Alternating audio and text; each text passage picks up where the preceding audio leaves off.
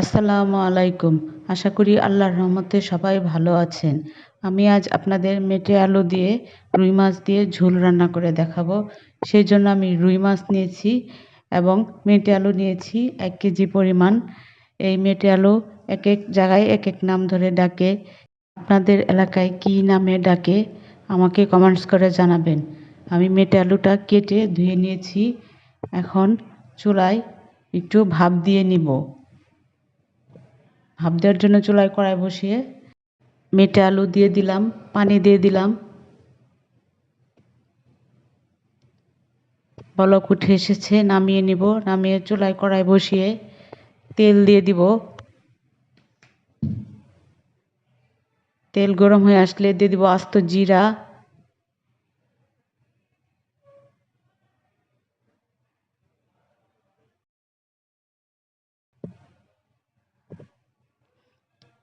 দিয়ে দিলাম রসুন বাটা,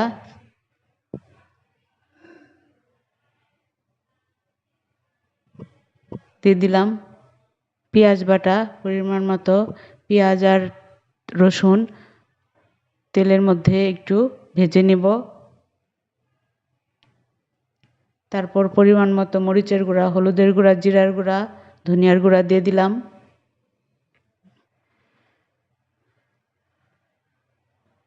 স্বাদ মতো লবণ দিয়ে দিলাম। দিয়ে অল্প পরিমাণে পানি দিয়ে মশলাটা কষিয়ে নেব।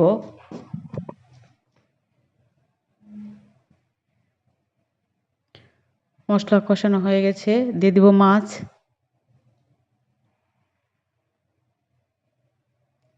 এখন মাছটা কষিয়ে নেব।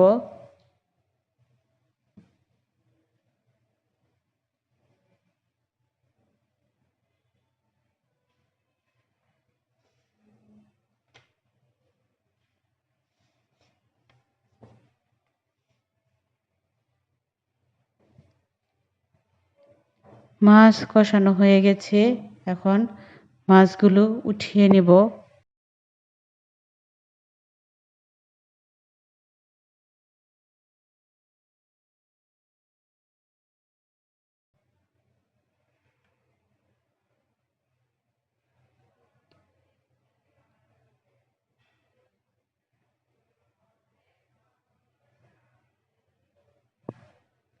এখন আলু দিয়ে কষিয়ে নেব।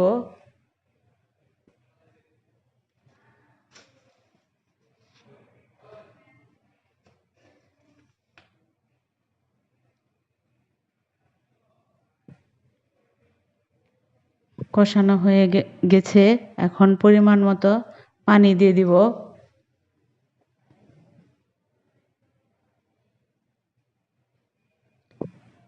ঢেকে দিব।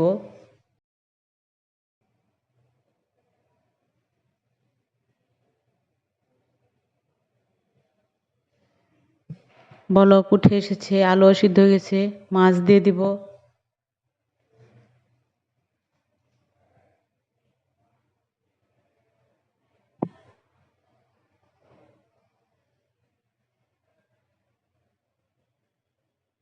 মাছ দিয়ে ঢেকে দিব।